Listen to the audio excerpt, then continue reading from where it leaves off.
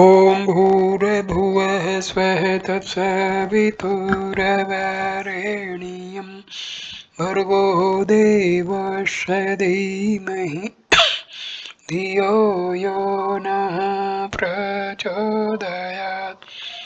ॐ शान्ति शान्ति शान्तिः. Namaskar my dear friends, this is video number 14 on Panchadasi of Swami Vidyarnaya-Bharti Tirtha. This video starts with third part of chapter 9, and the topic is meditation prescribed for those who cannot inquire. We have seen so far the cases of persons who are capable of inquiry and yet who are prevented from reaching the goal owing to some obstacle or other. But there are some persons who are not capable even of inquiring into the true nature of the self. Karma makes inquiry impossible for them, either due to extreme dullness of intellect or due to the impossibility of the causal aggregate for inquiry. They are incapable of inquiring into the purport of the Vedantas, and for them scripture prescribes constant meditation on Brahma. Nor may it be said that meditation on Brahma without attributes is impossible. For just as in the case of meditation on Brahma with attributes, even in Nirgunopasana there is the possibility of the repetition of cognition. If it be said that meditation on what is beyond the reach of speech and mind is impossible, then even the knowledge of such an object would not be obtained. Brahma knowledge would then turn out to be a contradiction in terms. If Brahma knowledge be within the province of possibility, then even meditation on Brahma must be possible. It may be said that Brahma is known to be beyond the spheres of speech and mind. Then it can be equally be maintained that the meditation on Brahma is of the form that Brahma is not the sphere of speech, mind, etc. If meditation invests Brahma with attributes, then even knowledge of Brahma would convert it into an object with attributes. If it be said that knowledge having recourse to secondary implication cognizes only the attributeless Brahma, then let meditation be on the secondary implication, which is the cause of presenting Brahma without attributes. It may be maintained that scripture expressly prohibits meditation on Brahma. What is not thought of by the mind, but what impels the mind to activity. Know that alone to be Brahma, not this which they worship here. If this scriptural text be an evidence in respect of meditation not being a means to Brahma knowledge, then other passages can be quoted which declare that Brahma is not what is known. It is other than the known and greater than the unknown. The solution that Brahma is to be known in accordance with scripture, that is, that it is other than be known and greater than the unknown is common to the view of meditation also. For it is easy to say that Brahma is to be meditated on as what is other than that which is worshipped here in this world. Nor may it be asserted that the knownness of Brahma is unreal, since that assertion holds good even in the case of meditation. If it be said that the pervasion by the mental mode is what is known, then that consideration is common also to what is meditated on. The opponent of meditation may be at last asked, why are you so much devoted to meditation? But he may well be questioned why he has so much aversion for meditation. Evidences there are in abundance in scripture to show that meditation on Brahma without attributes is possible. Nirgunopasana is mentioned in many of the Upanishads like the Tapanya, Parshanna, Katha, Mandukya, etc. The Deva said to Prajapati, tell us about the self of the form of Om, the subtlest of the subtle, and we shall meditate on that. The Parshanopanishad speaks of the man who meditates on the supreme Purusha of the nature of Om consisting of three matras. The Katha and the Mandukya also prescribe meditation on the Parnava. The mode of performing meditation is clearly described by Sureswara in his Panchikarna. Meditation is admittedly the means to Brahma knowledge, merely because the generality of men worship only Brahma with attributes. It cannot be said that meditation on Brahma without attributes is useless. Many fools there are who are not even capable of Sagunopasana. They think that charms and spells are more efficacious than meditation. But their inclinations and tendencies do not in any way dislodge meditation from its rightful place. Just as Sagunopasana does not suffer on account of the opinion of the fools, so also Nirgunopasana gets in no way diminished in value merely because many people disregard or dislike it. Part 4 of Chapter 9, Meditations are identical. The meditations taught in the Upanishads are identical. Badarayana says in the Vedanta Sutra, Chapter 3, Part 3, verse number 1.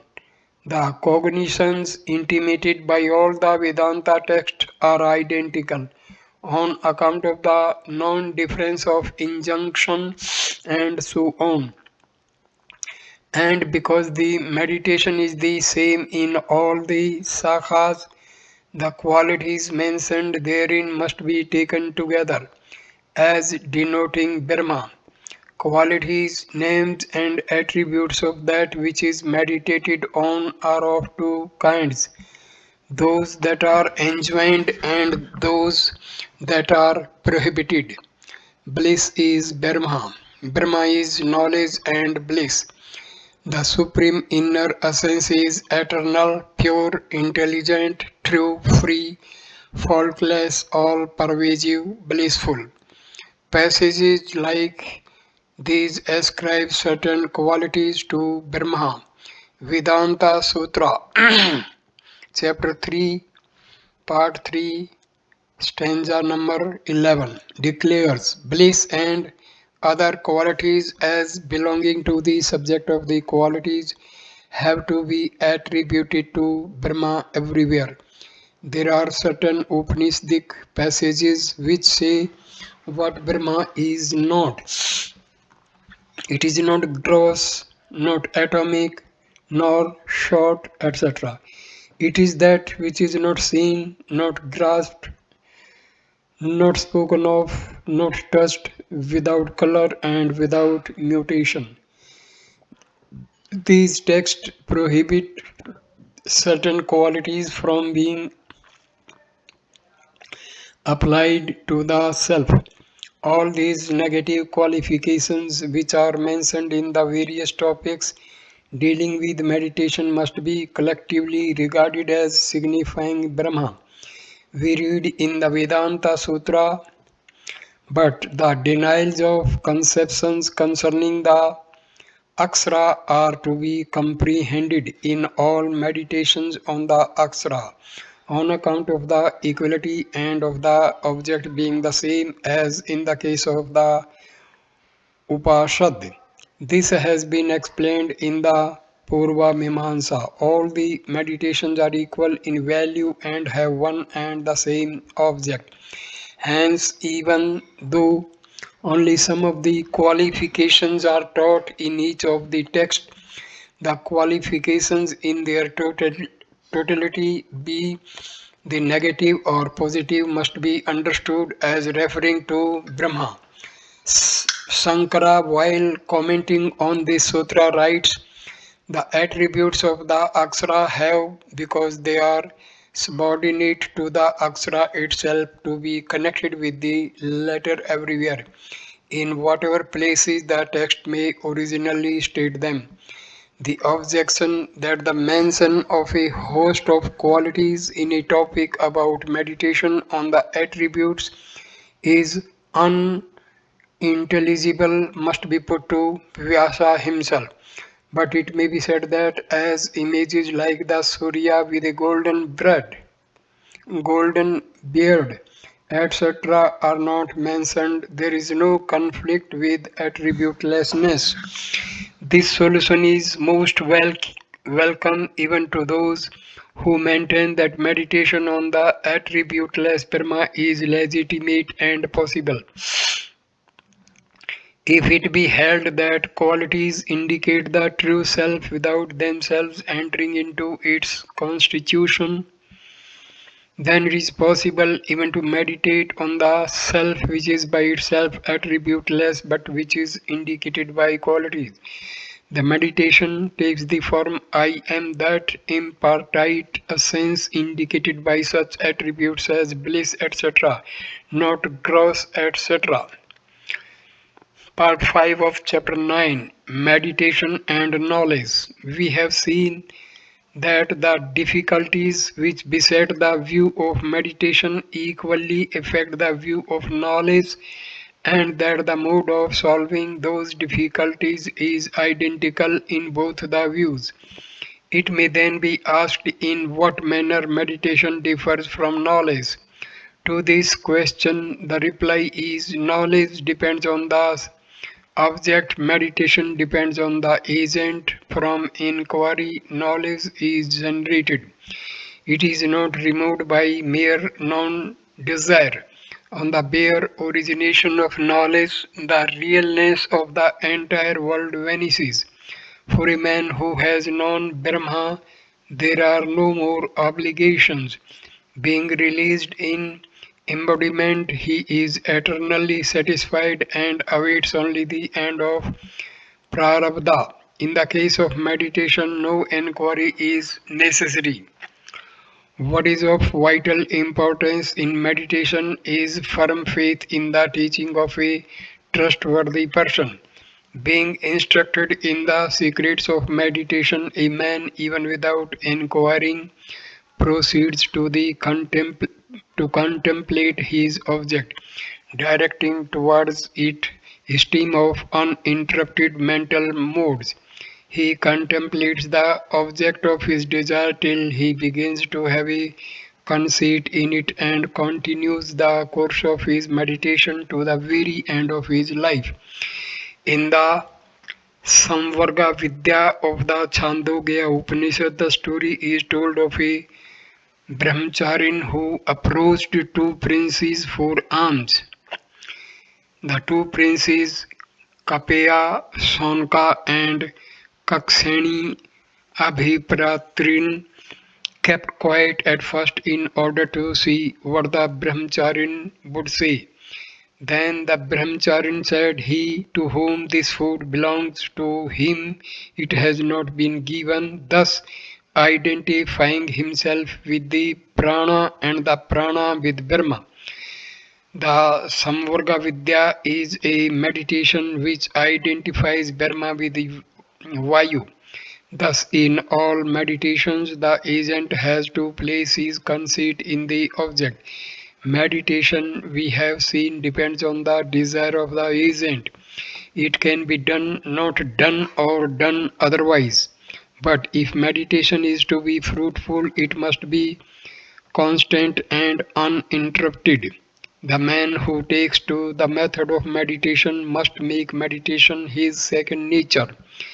Just as the student who learns the Vedas by rote repeats what he has got by heart even in his dreams, the man who takes to the way of meditation must, by constant practice, be able to meditate even without effort.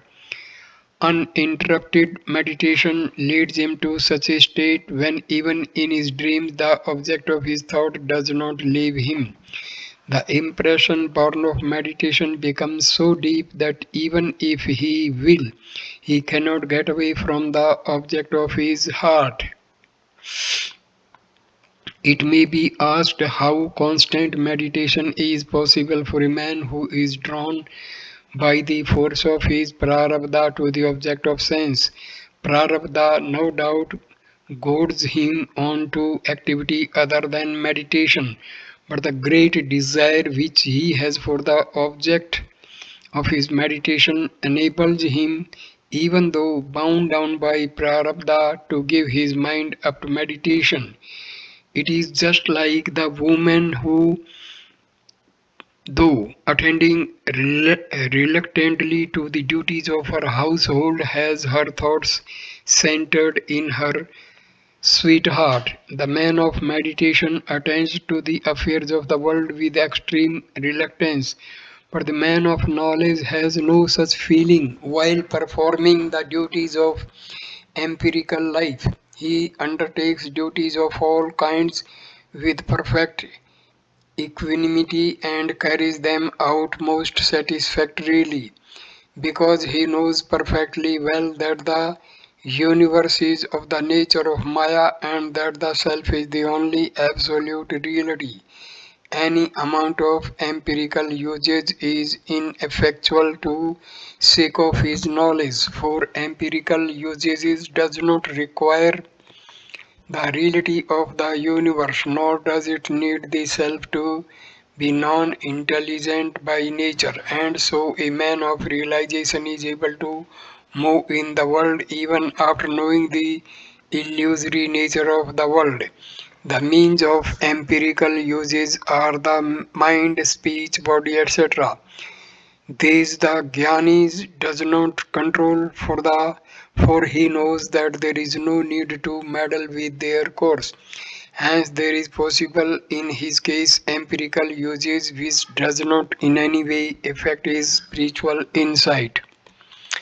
It may be objected that even a Jnani requires the control of mind, but this is not so. Mental control is needed for a man who meditates on Brahma and not for him who knows Brahma. No control or restriction of the mind is needed for the perception of a pot. Even one cognition is enough to reveal the pot. If this be the case in respect of an inert object like the pot, need it then be said that the self which is self-luminous does not require the control and concentration of the mind. Now, Brahma may be self-luminous, but what is called true knowledge is only the mode of the intellect of the form I am Brahma. Since this mode is momentarily, since this mode is momentary, there is need for directing it constantly towards Brahma. If thus it be said, we reply that this difficulty is common even to the case of pot perception. If it be said that in the case of perception of pot, etc., there is not desired the constancy of the mind, then even with the regard to Brahma intuition, the steadiness of the mind is not needed, just as after once perceiving the pot, empirical usage is made possible in respect thereof, even so in the case of Brahma. After once it has been cognized, it is made the subject of speech, reflection, or meditation whenever desired. Like the man of meditation, even the Jnani might sometimes meditate, but his meditation is for forgetting the world. The forgetting of the world and its affairs is born of meditation and not of knowledge or illumination. The Jnani has no need to depend on meditation for release, since it is declared in scripture that by knowledge itself freedom is gained. Knowing that he crosses death, no other path to release exists. Having known that deity, he is released from all sins. If a Jnani meditates sometimes, it is because he desires it, but his release is not the result of his meditation, for already he has been freed by virtue of his knowledge. The objection that if a Jnani does not meditate, his entire attention would be carried away by the affairs of the world is not sound. We have already observed that there is no conflict between knowledge and empirical usage. The latter does not sublate the former. Any amount of external activity would not detract the Jnani from his knowledge of the infinite. If it be said that the Jnani would then be transgressing the injunctions of scripture, we reply that in the case of him who has realized the self, both prescriptions and prohibitions lose their meaning. The knower of the true self is not bound down by rules and regulations. Injunctions and prohibitions are intended only for those who cling to the empirical concepts like caste, asrama, infancy, youth, age, etc. But the Jnani knows that caste, etc. are unreal superimpositions made by Maya on the body, and he forsakes all conceit in them. Since he has relinquished all desires, he is verily a released soul, and for him there is not enjoined any duty. He is above all obligations. It matters little whether he works or not, whether he meditates or not. For the Jnani, both activity and non-activity lose their significance. Non-activity is of no use to him because his mind is already empty of vasanas. Activity does not corrupt him because he knows that he is ever pure. He knows without a shadow of doubt that the self is unattached and that the magical show of the universe is illusory. Hence, in his mind there are no vasanas. Thus, it is clear that the Vedic injunctions and prohibitions do not apply to the Jnani. They do not govern his life, for he is above their reach. In the case of the child, where there is not the application of injunction, there is no transgression of injunctions as well. Similarly, in the case of the Jnani, whom no injunction binds, there cannot arise even a suspicion of transgression.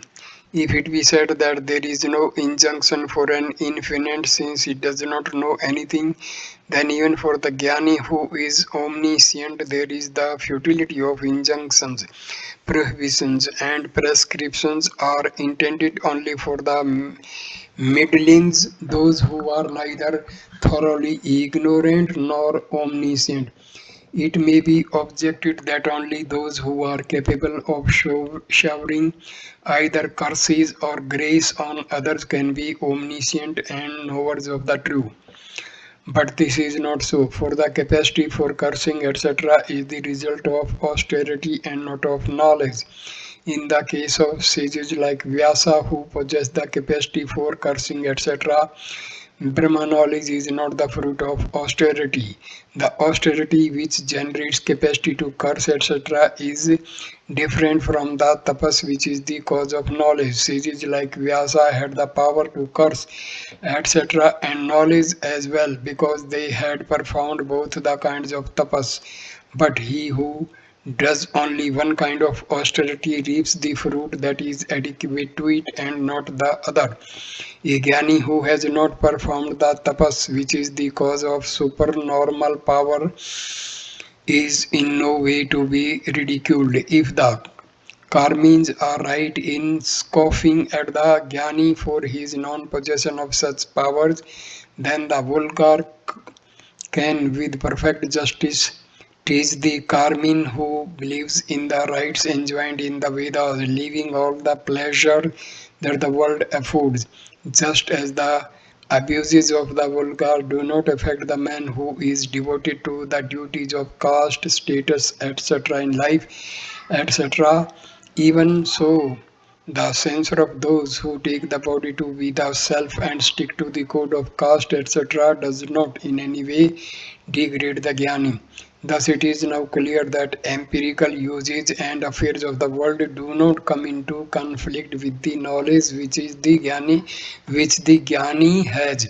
He may be at the helm of political power, having sway over a vast empire, or he may be the lowliest of the low in the social scale, but his knowledge is not in the least unsettled. He has no desires because he knows the world to be illusory. Even if he should meditate or indulge in some other activity, it is due to his prarabdha and not the result of any inherent desire for him.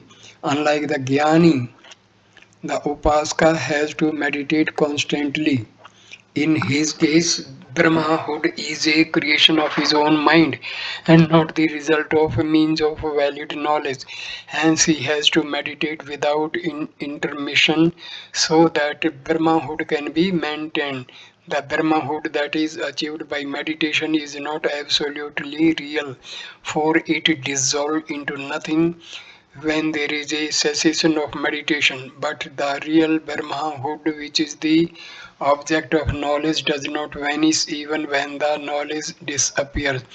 The eternal Brahma is indicated and not generated by knowledge, and so that which is indicated remains even though the indicator may cease to exist. It may be said that even in the case of Upashka, there is real Brahmahood.